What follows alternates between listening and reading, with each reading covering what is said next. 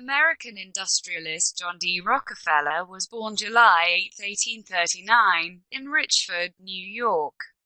He embarked on a number of small business ventures as a teenager, landing his first real office job at age 16.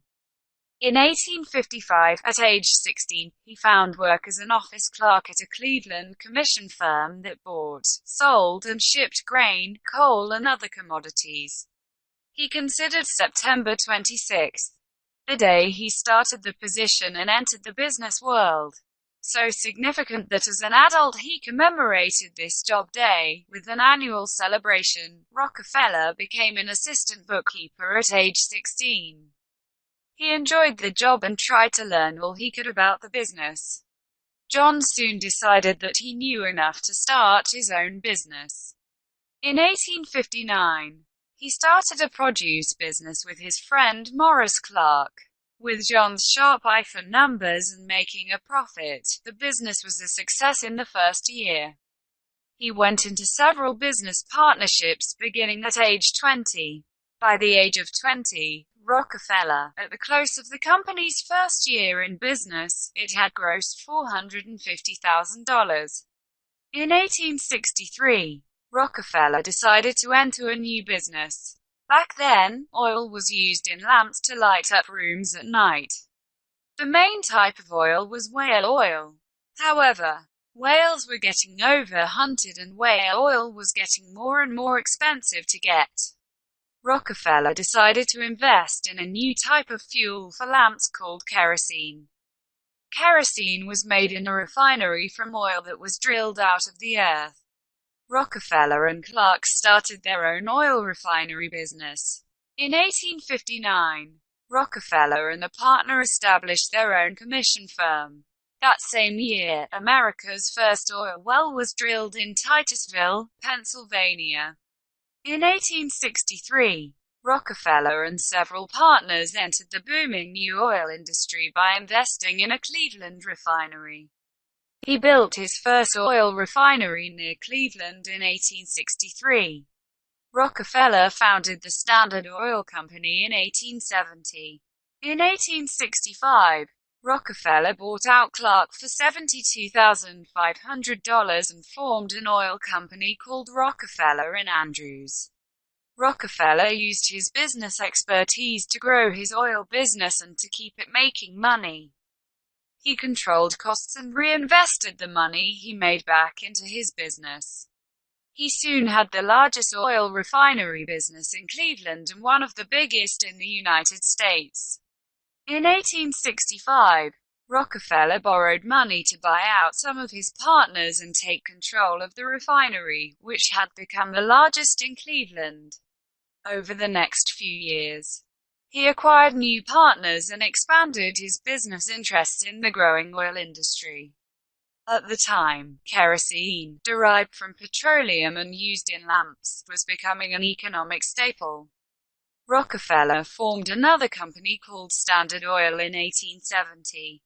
Rockefeller formed the Standard Oil Company of Ohio, along with his younger brother William Henry Flagler and a group of other men. He wanted to take over the oil refinery business. One by one, he began to buy out his competitors. After he bought their refinery, he would make improvements, making the refinery more efficient and profitable. In many cases, he would tell his competitors they could either sell out to him for a good price, or he would simply run them out of business. Most of his competitors decided to sell to him. John Rockefeller was its president and largest shareholder. Standard Oil gained a monopoly in the oil industry by buying rival refineries and developing companies for distributing and marketing its products around the globe. In 1882, these various companies were combined into the Standard Oil Trust. He ran it until 1897 and remained its largest shareholder, which dominated the oil industry and was the first great U.S. business trust. Rockefeller's wealth soared as kerosene and gasoline grew in importance, and he became the richest person in the country, controlling 90% of all oil in the United States at his peak. Oil was used throughout the country as a light source until the introduction of electricity, and as a fuel after the invention of the automobile. Rockefeller's enormous wealth and success made him a target of muckraking journalists, reform politicians and others who viewed him as a symbol of corporate greed and criticized the methods with which he'd built his empire. Rockefeller gained enormous influence over the railroad industry, which transported his oil around the country. Standard Oil was the first great business trust in the United States. Rockefeller revolutionized the petroleum industry and, through corporate and technological innovations, was instrumental in both widely disseminating and drastically reducing the production cost of oil. In 1911, Rockefeller became the country's first billionaire, with a fortune worth nearly 2% of the national economy. His peak net worth was estimated at $418 million United States dollars in 1913. John D. Rockefeller was the head of the Standard Oil Company and one of the world's richest men.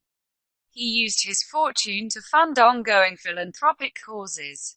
It didn't take much further success to convince Rockefeller to turn his attention full-time to the oil business. Rockefeller spent much of the last 40 years of his life in retirement at his estate in Westchester County, New York, defining the structure of modern philanthropy. Along with other key industrialists such as steel magnate Andrew Carnegie, Rockefeller retired from day-to-day business operations of Standard Oil in the mid-1890s. Rockefeller was a devout Baptist, and once retired from the daily operations of running one of the world's largest businesses. In 1895, at age 56, later in life, he turned his attention to charity. He kept himself busy with charitable endeavors, becoming one of the more respected philanthropists in history. Rockefeller donated more than $500 million to various educational, religious and scientific causes through the Rockefeller Foundation.